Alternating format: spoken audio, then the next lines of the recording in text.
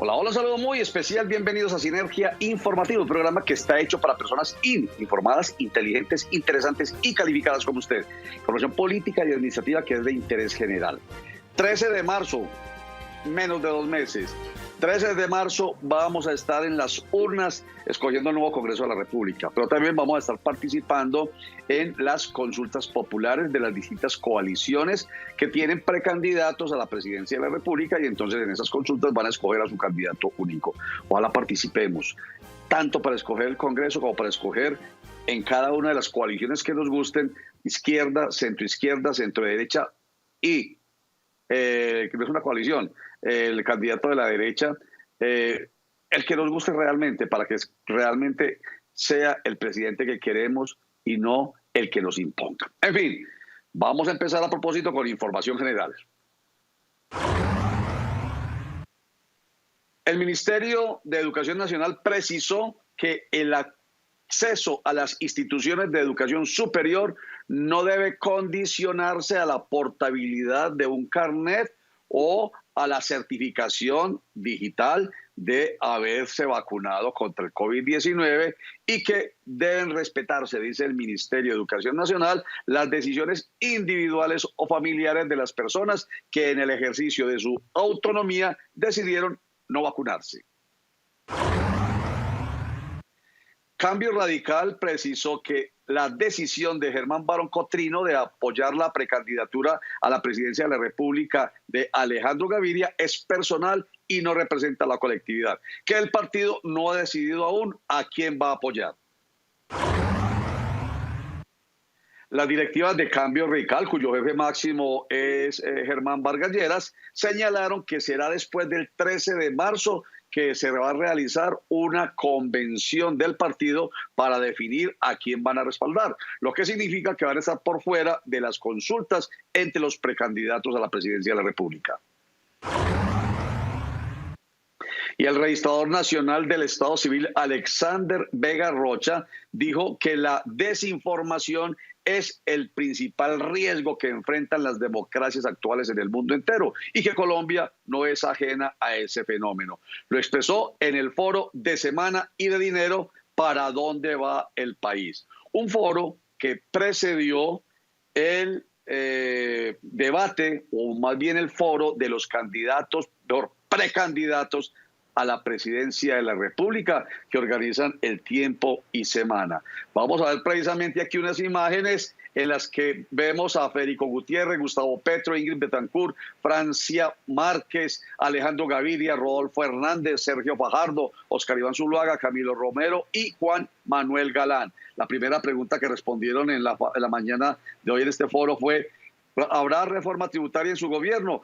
Juan Manuel Galán le dijo a Rodolfo Hernández que no se derrota la corrupción con payasadas, sino con una fiscalía especializada. Ingrid Betancourt dijo que el país está secuestrado por la corrupción. Gustavo Petro propone subir impuestos a los amigos de Alejandro Gaviria, que no pagan impuestos. ¿Para qué? Dice él, para luchar contra la corrupción. Es necesario poner a pagar a los banqueros, a los dueños de las tierras, a los dueños de las petroleras. Sergio Fajardo Valderrama ha manifestado que lleva 22 años luchando contra la corrupción. Ojo, dice él, miren a quién están abrazando los candidatos para llegar al poder. Federico Gutiérrez dijo que había que tomar las banderas de la corrupción o de la anticorrupción, y los que más procesos tienen de lucha contra la corrupción son los que más gritan. Federico también dijo que no acepta que quien tiene rabo de paja se cree con autoridad moral. ¿Ese era un vainazo para Fajardo? No sabemos. Rodolfo Hernández dijo, cínico, Federico Gutiérrez. A los 5 minutos de Hidroituango dijo que era la naturaleza, o sea, de la situación que llevó en 2018 a parar el proceso de construcción de la hidroeléctrica de Hidroituango. Usted es un mentiroso, le dijo Rodolfo Hernández. Dijo, Federico Gutiérrez se gastó 220 mil millones de pesos comprando periodistas y tengo los recibos. En fin, este foro es de dime si diretes, de tiras y encoges, pero de eso se trata. Vamos a ver hasta que se tome la decisión en mayo primera vuelta y en junio segunda vuelta, vamos a estar presenciando este tipo de foros, de debates en los que algunos no solamente no proponen, sino que se dan unos contra otros. Nos toca escoger a los mejores y esperamos que con labores como las que hacemos aquí en Sinergia Informativa, ustedes tengan la información suficiente para que el 13 de marzo en las consultas populares ayuden a escoger a cualquiera de las coaliciones. Coalición de izquierda, Pacto Histórico, coalición de centro, Esperanza, coalición de Equipo por Colombia, centro derecha o, bueno, ahí no va a haber, vuelvo y digo, consulta en la de Centro Democrático, que tiene su candidato único, que es Óscar Iván Zuluaga, que está también participando en este foro y que veremos si de aquí al 13 de marzo decide participar en la coalición de Equipo por Colombia. Vamos a un corte para mensajes, ya regresamos.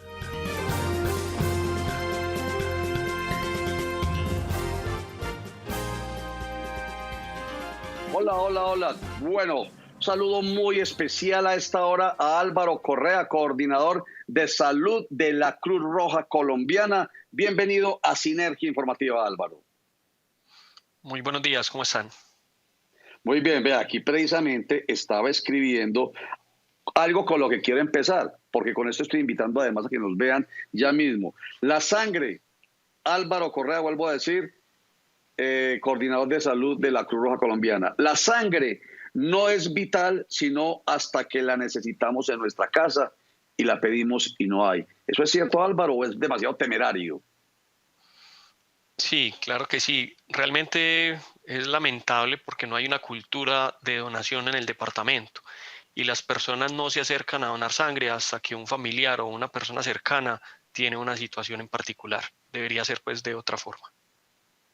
Bueno, yo llevo toda la vida oyendo donen sangre, y uno es el primero que, no sé, por miedo o por prejuicios o por cultura, en fin, soy el primero a decir, lo he hecho 2 o 3 veces, una vez quedé mareado y otra vez mi esposa se enfermó y pensé que había sido culpa de la donación de sangre. En fin, esos prejuicios, ¿cómo se pueden derrotar, Álvaro?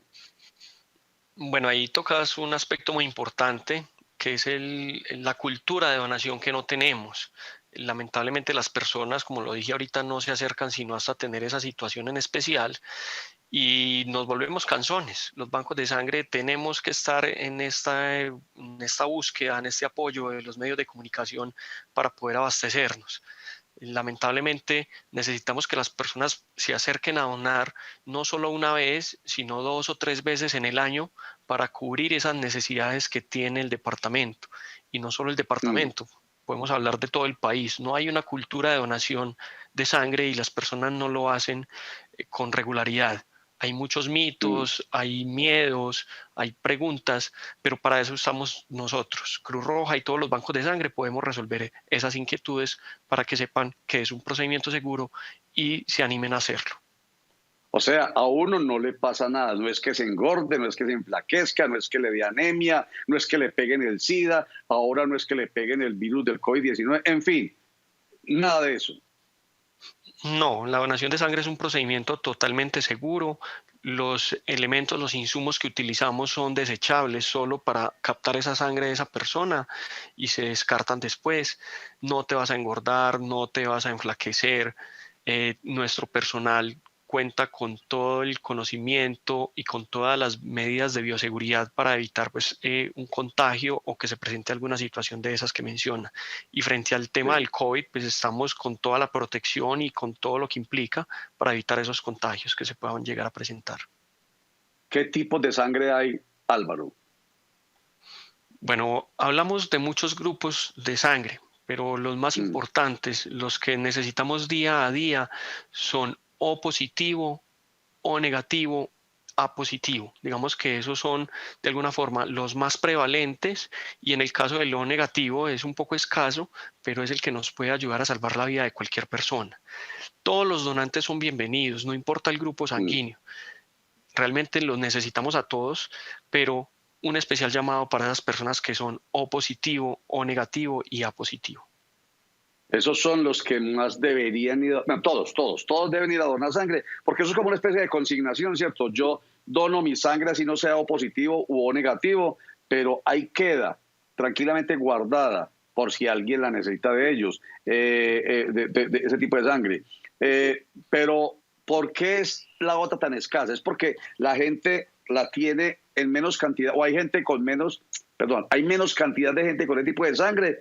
¿O por qué? ¿Por qué es tan especial ese tipo de sangre que usted menciona, O positivo o negativo? Bueno, hay una prevalencia de los grupos sanguíneos. Podemos hablar que de cada 100 personas, aproximadamente el 60%, o sea, 60 personas, son O positivo. Otras 30 pueden ser A positivo y O negativo solo un 2%.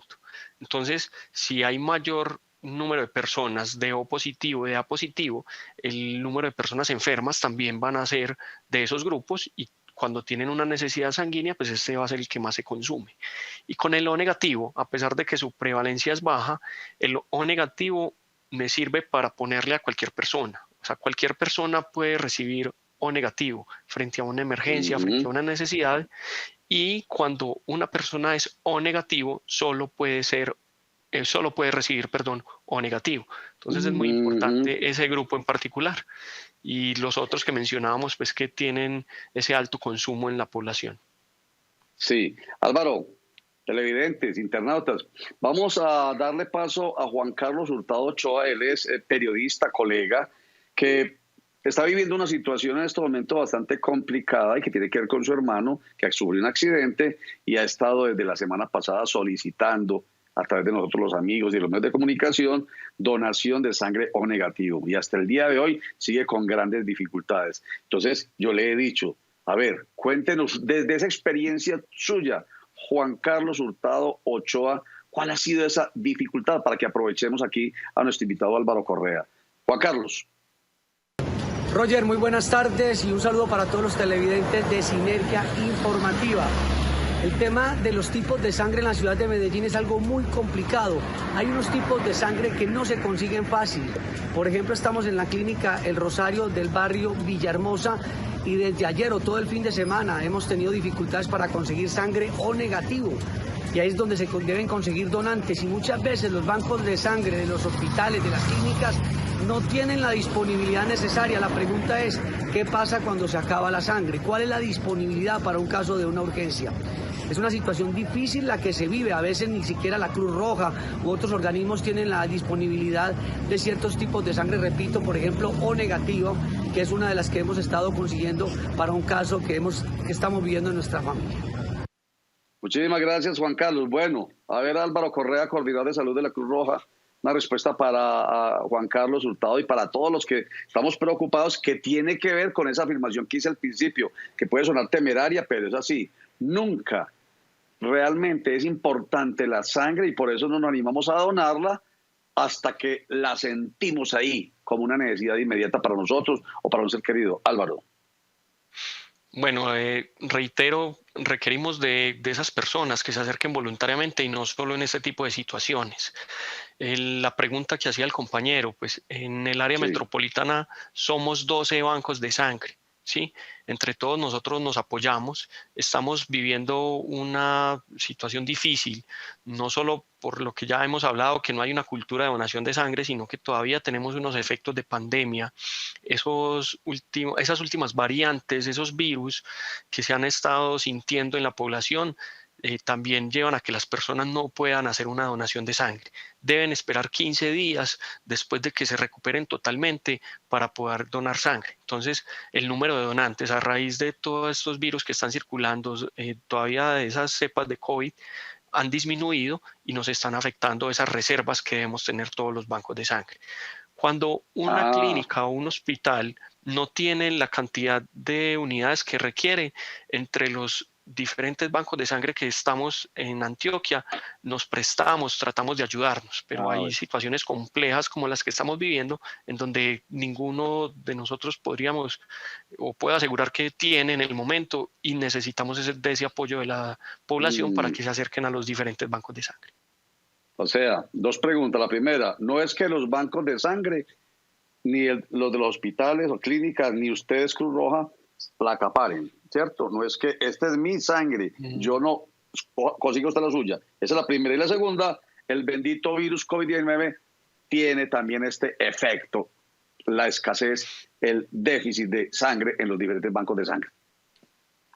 Exacto, y aparte pues, del COVID venimos de una época de vacaciones, de diciembre, de festividades, donde el consumo de sangre se incrementa por esas riñas, por los accidentes de tránsito, por esos quemados con pólvora. Entonces fue muy alta la demanda y con toda esta situación de pandemia que aún nos sigue impactando, pues no logramos obtener los donantes.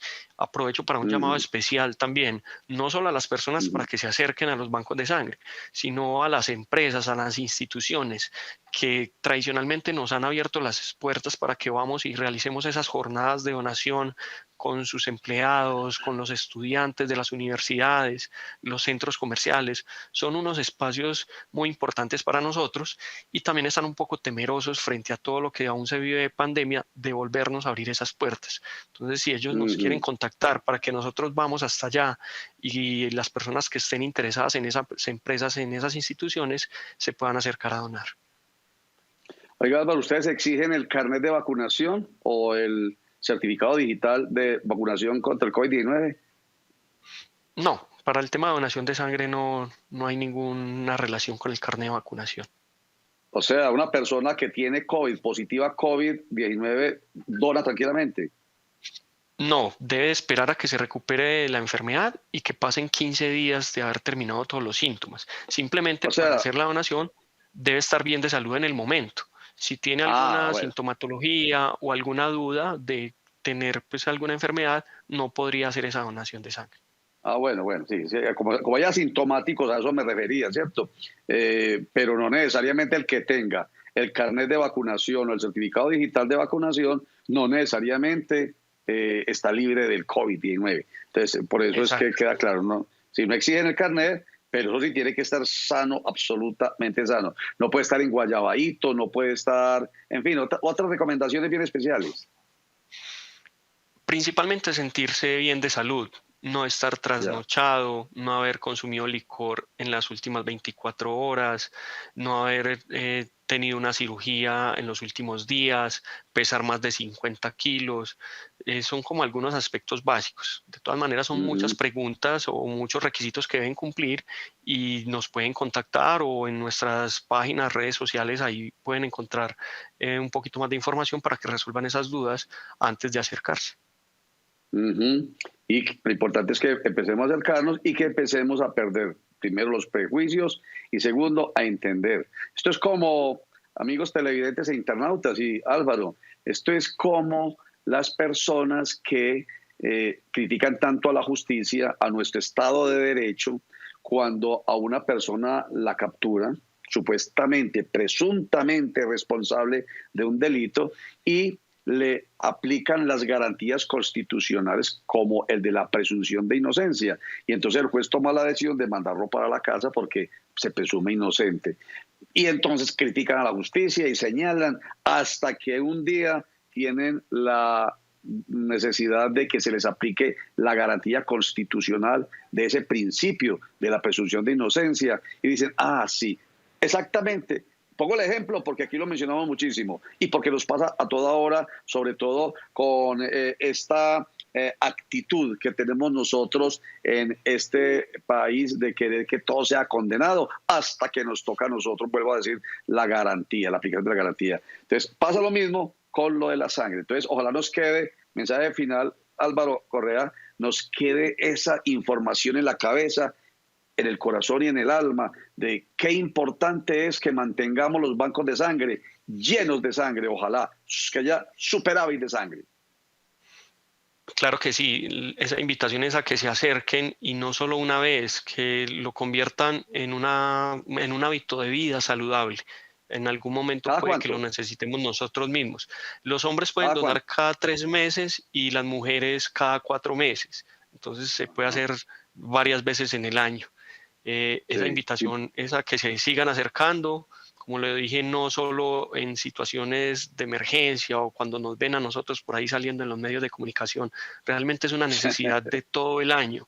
Se ve más difícil en diciembre, enero, Feria de Flores, en esas festividades, pero todo el año estamos necesitando de que esas personas se acerquen solidariamente.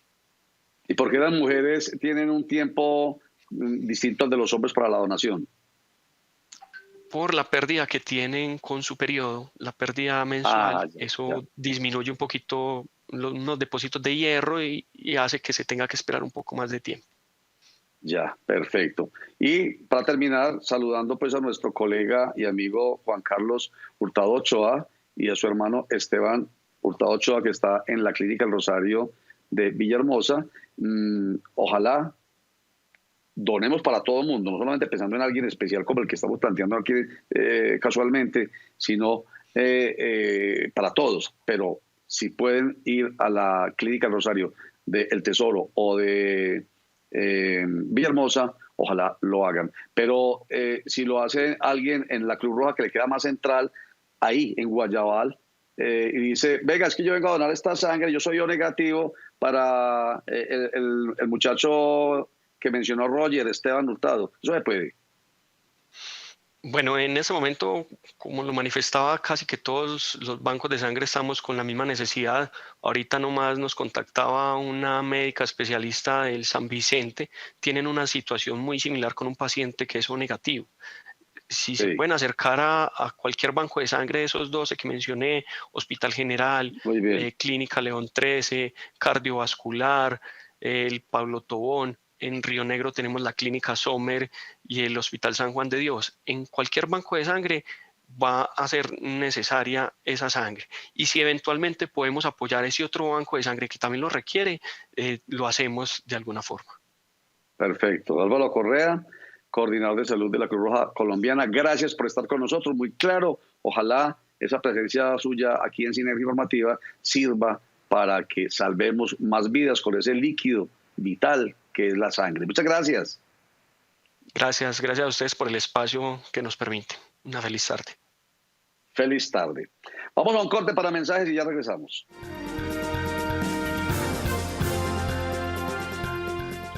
Vamos con esta buena noticia. Medellín acaba de recibir 11.600 vacunas de Moderna para la aplicación de las terceras dosis. La idea es reactivar rápidamente el plan municipal de vacunación, que ¿cómo va hasta el momento? Se han aplicado 4.200.139 vacunas, de las cuales 1.936.213 son primera dosis, 1.890.844 segundas dosis y 373.082 de refuerzo. Andrea Uribe, secretaria de Salud de Medellín, hace la invitación.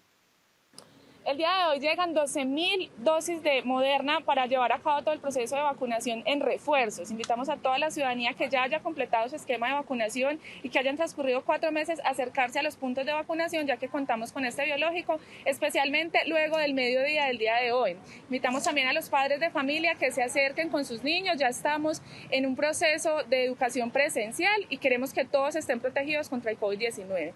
Tenemos alrededor de 93.000 primeras dosis, 75.000 de segundas y casi 12.000 dosis de terceras o de refuerzos para todos los planes de vacunación que quieran acercarse a...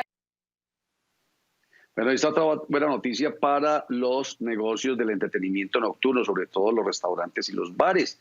La Dirección de Impuestos y Aduanas Nacionales, DIAN, confirmó que los negocios de comidas y de bebidas no van a ser responsables de pagar el impuesto al consumo para este año 2022. Esto conforme con la reforma tributaria del año pasado.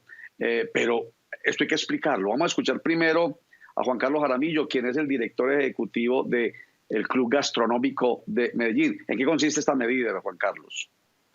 La DIAN ha anunciado un beneficio tributario para el régimen simple tributario. Esto quiere decir los establecimientos que vendan hasta 3.800 millones de pesos en el año se podrían pasar al régimen simple. Durante el 2022 no se pagará hipoconsumo ni el IVA en franquicias. Esta es una decisión para tomar con el contador y una muy buena asesoría jurídica y tributaria para tomar la mejor decisión. No a todas las empresas les sirve, pero a una gran mayoría les sirve y sobre todo a los que no se han formalizado, que se formalicen. Hasta el 28 de febrero tenemos la posibilidad de cambiar de régimen al régimen simple. Hay muchos beneficios. Se devuelve el 0.5 de todas las transacciones por datáfono, el tema del IVA, de rentas. Hay que conocer a fondo la medida. En la DIAN, en la página de la DIAN está toda la información para que ustedes la conozcan y la revisen. Pero no quiere decir que todo el sector gastronómico no va a pagar hipoconsumo ni IVA en franquillas, es solamente al régimen simple tributario. Pero hay un plazo hasta el 28 de febrero para hacer ese cambio. Juan Pablo Valenzuela, presidente en Antioquia de Asobares. A ver, ¿cuál es su precisión al respecto? Con la aprobación en el año 2021 de la Ley de Inversión Social, se aprobó la tarifa cero para el impuesto nacional al consumo para bares y restaurantes, pero únicamente para aquellas empresas que pertenecen al régimen simple de tributación. Este condicionamiento no existía antes de la aprobación de la Ley de Inversión Social, inclusive durante el año 2020 y 2021 la tarifa fue cero y no tenía ningún condicionamiento. Ya en cada una de las empresas deberá hacer el análisis tributario pertinente con su equipo de trabajo para realmente determinar si es viable y si realmente es beneficioso acudirse o acoger más bien el régimen simple de tributación y con este beneficiarse de la tarifa cero en impuesto nacional al consumo durante el año 2022. Bueno, esta buena noticia tiene que ver con el pico y placa de 2 dígitos. Según Carlos Mario Mejía Múnera, el secretario de Movilidad de Medellín, durante la primera semana de la aplicación de la medida, hubo una reducción del 13% en los tiempos de viaje promedio y un aumento del 12% en las velocidades de recorrido dentro de los límites permitidos, por supuesto. Quiero terminar con Carlos Mario Mejía Múnera invitando, como existe la posibilidad de exonerar, o sea, existe la figura de permiso especial por circulación, un motociclista paga 8.384 pesos y puede circular tranquilamente el día del pico y placa, o un carro paga 38.282 pesos y puede circular, pero la idea es que nos solidaricemos y cumplamos ese día. ¿Por qué, Carlos Mario? Cuando tenga una necesidad apremiante de salir de su casa con el vehículo en pico y placa, entonces voluntariamente acceda a la posibilidad de pagar de manera anticipada para que se pueda desplazar en el territorio. Solamente cuando sea necesario. De resto, vamos entre todos a darle cumplimiento a esta medida y de verdad que vamos a dar una Medellín mucho más transitable. Así es. Recuerden, el COVID-19 sigue vivito y más con esa variante de Omicron contagiando mucho más. Así que mucho más responsabilidad. Gracias. Chao.